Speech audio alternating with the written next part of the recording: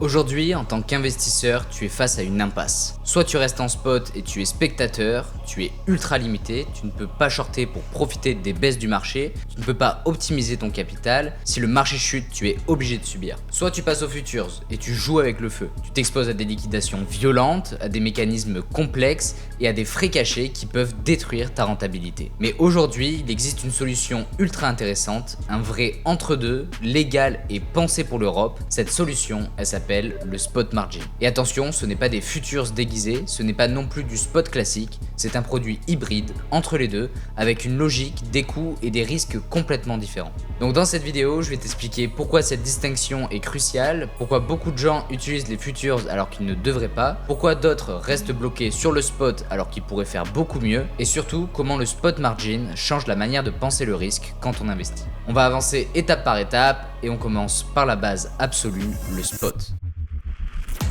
Quand on parle de spot, on parle du produit le plus simple et paradoxalement souvent le plus mal compris. Le spot, c'est tout simplement acheter un actif et le posséder réellement. Tu achètes du Bitcoin, de l'Ethereum ou n'importe quelle crypto et elle arrive directement dans ton wallet sur la plateforme. Il n'y a aucun emprunt, aucun levier, ton exposition est dite directe. Donc si le prix monte, la valeur de ton portefeuille monte et si le prix baisse, la valeur baisse. Point. Et le point le plus important, c'est qu'en spot, tu ne peux pas être liquidé. Même si le marché fait moins 50%, personne ne ferme ta position de force. Tu peux décider d'attendre, de vendre ou de renforcer. Et sur le spot, le temps joue pour toi, pas contre toi. C'est pour ça que le spot est souvent présenté comme le plus sûr.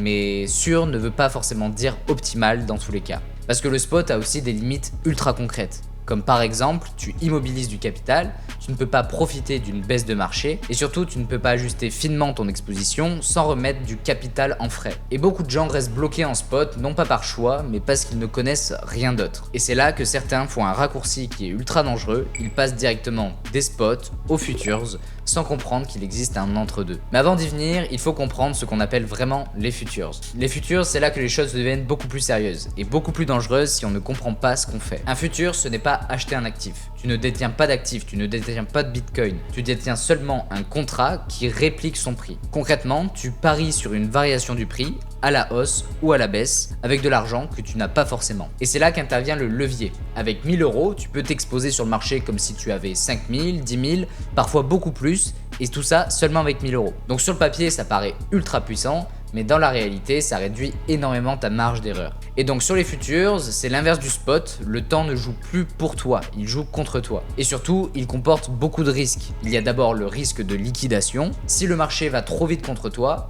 ta position peut être fermée automatiquement. Même si tu peux avoir raison sur la tendance globale, tu peux perdre quand même parce que le marché a fait un mouvement intermédiaire rapide. Ensuite, il y a le coût invisible que beaucoup découvrent trop tard. On appelle ça le funding weight. C'est un paiement régulier entre traders qui peut devenir très élevé selon le marché. Tu peux donc perdre de l'argent même si le prix ne bouge presque pas. C'est pour ça que les futures sont extrêmement efficaces pour des traders qui sont très actifs avec une gestion du risque millimétrée, mais aussi extrêmement destructeurs pour des utilisateurs qui les utilisent comme du spot amélioré. Et c'est là que beaucoup de gens se trompent, ils utilisent les futures non pas parce que c'est l'outil adapté, mais parce que c'est le seul levier qu'ils connaissent. En gros, c'est soit du spot sans levier, soit des futures avec un levier brutal. Alors qu'en réalité, il existe un outil intermédiaire, beaucoup plus rationnel dans certains contextes, et c'est là qu'on arrive maintenant au spot margin. Donc le spot margin, c'est justement cet entre-deux que très peu de gens prennent le temps de comprendre. La première chose à bien saisir, c'est qu'avec cet outil, tu restes sur le marché spot. Tu achètes et tu vends des actifs réels. Ce ne sont pas des contrats dérivés. La différence, c'est que tu peux emprunter des fonds en utilisant ce que tu possèdes déjà comme collatéral. Autrement dit, tu ne paries pas avec de l'argent fictif, tu t'appuies sur ton capital existant pour ajuster ton exposition. Si tu prends une position longue en spot margin, tu empruntes une devise comme l'USDC par exemple pour acheter plus d'actifs spot. Et à l'inverse, si tu prends une position short, tu empruntes l'actif que tu veux vendre,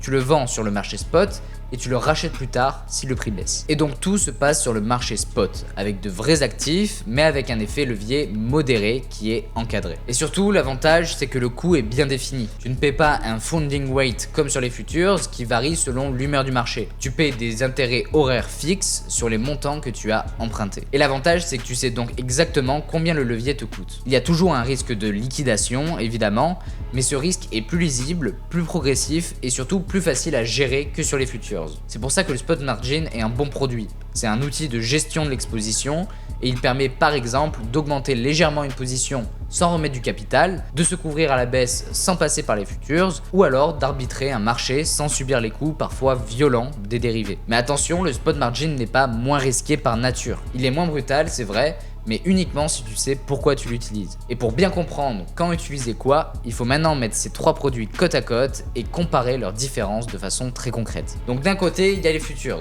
Sur le papier, c'est puissant, mais dans la réalité, ça cumule plusieurs inconvénients majeurs. D'abord, ce sont des produits dérivés complexes, tu ne détiens pas l'actif, tu es exposé à une liquidation rapide, tu paies un funding rate qui peut varier fortement selon le marché, et surtout, point très important pour les résidents français, les futures ne sont pas accessibles sur les plateformes régulées en France. Donc soit tu n'y as pas accès, soit tu passes par des solutions non adaptées au cadre européen avec tous les risques que ça implique. Maintenant, à l'autre extrême, comme on l'a dit, il y a le spot. C'est simple, clair et sécurisé. Tu possèdes l'actif et tu ne peux pas être liquidé. Mais le spot a aussi ses limites. Premièrement, tu immobilises ton capital, tu ne peux pas profiter d'une baisse de marché, tu ne peux pas ajuster finement ton exposition sans remettre de l'argent, et dès que tu veux faire autre chose que acheter et attendre, tu te retrouves souvent bloqué. C'est exactement entre ces deux contraintes que le spot margin prend tout son sens. Le spot margin te permet de rester sur le marché spot avec de vrais actifs et sur une plateforme régulée en Europe, tout en ajoutant une couche de flexibilité. Tu peux utiliser un levier modéré,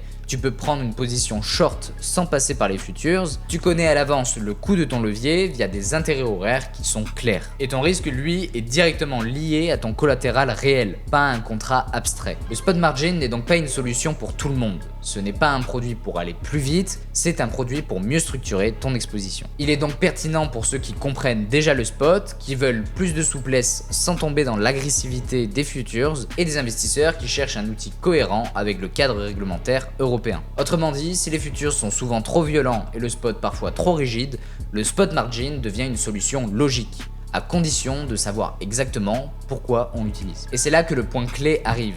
Le spot margin n'est pas là pour remplacer le spot, ni pour imiter les futures.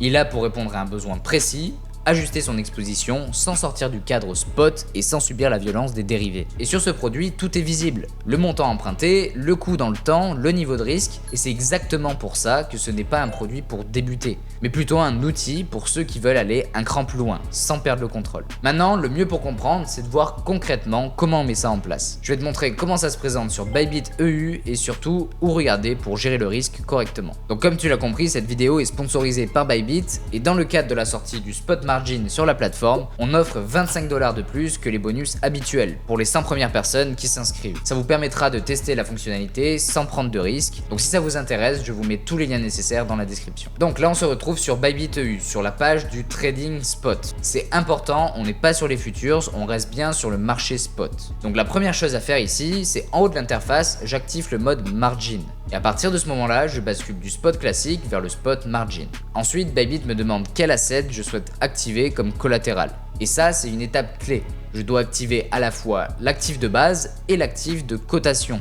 Par exemple, BTC et USDC. Sans ça, je ne peux ni emprunter ni utiliser le levier. Donc une fois que j'ai activé le collatéral, je peux régler le levier. Ici, on va me proposer un levier qui dépend de la paire, jusqu'à un maximum défini. Donc moi, je vais le régler volontairement bas pour garder le contrôle du risque. Et maintenant, regarde bien là cette partie de l'écran. Ici, Bybit m'indique clairement le montant que je peux emprunter, le taux d'intérêt et surtout le fait que les intérêts sont facturés à l'heure. Et ça, c'est très important. Dès que j'emprunte, le compteur démarre, même si mon ordre n'est pas encore exécuté. Donc si je veux prendre une position longue, j'emprunte ici de l'USDC pour acheter plus de BTC sur le marché spot. Mais à l'inverse, si je veux prendre une position short, j'emprunte du BTC, je le vends maintenant et je le rachèterai plus tard si le prix baisse. Et tout ça se fait sur le marché spot avec de vrais actifs. Ce ne sont pas des contrats. Ensuite, une fois la position ouverte, je vais regarder un indicateur essentiel. C'est le niveau de marge, aussi appelé MMR. C'est lui qui me dit à quel point je me rapproche d'une liquidation. Donc si ce ratio atteint 100%, la position peut être liquidée. Donc c'est ici que se joue la gestion du risque. Vérifiez toujours de rester bien en dessous des 100%. Enfin, pour le remboursement de l'emprunt, Bybit nous laisse plusieurs options. Je peux rembourser manuellement en cliquant sur Repay, je peux déposer ou transférer les fonds nécessaires, ou alors laisser le système rembourser automatiquement si j'ai suffisamment de liquidité sur mon compte. Ici, tout est transparent, tout est visible à l'écran et c'est exactement ce qui fait la différence avec les futures. Avec le spot margin, si tu surveilles ces éléments-là, le montant emprunté, le coût horaire et le niveau de marge, tu sais en permanence où tu en es. Donc maintenant qu'on a vu comment ça fonctionnait concrètement, on peut répondre à la question quand utiliser les spots, quand utiliser les futures et dans quel cas le spot margin est une vraie solution. Donc pour répondre, selon moi, il n'y a pas de meilleur produit qu'un autre. Il existe seulement le bon outil au bon moment en fonction de ton objectif et de ton niveau de compréhension. Le spot est simple et robuste, les futures sont puissants mais très agressifs et non accessibles aux résidents français sur les plateformes régulées. Le spot margin se situe entre les deux, plus flexible que le spot, moins brutal que les futures, à condition de savoir exactement ce que tu fais. Donc je vous recommande vraiment d'utiliser seulement les outils que vous maîtrisez. Et personnellement, je trouve que le spot margin est très intéressant pour shorter le marché. Donc voilà, si cette vidéo t'a permis d'y voir plus clair, dis-le-moi en commentaire. Si tu veux d'autres vidéos pédagogiques de ce type-là, dis-le aussi. Pense à t'abonner pour ne pas rater les prochaines. Et n'oubliez pas, si ça t'intéresse, tous les liens pour profiter du bonus sur Bybit sont dans la description. Et si tu veux aller encore plus loin dans la compréhension des mécanismes économiques en crypto, je te renvoie vers une autre vidéo de la chaîne, savoir comment le système de buyback peut soutenir un projet. Donc merci encore d'être resté jusqu'ici, je vous souhaite une très belle journée, c'était Tom, ciao ciao.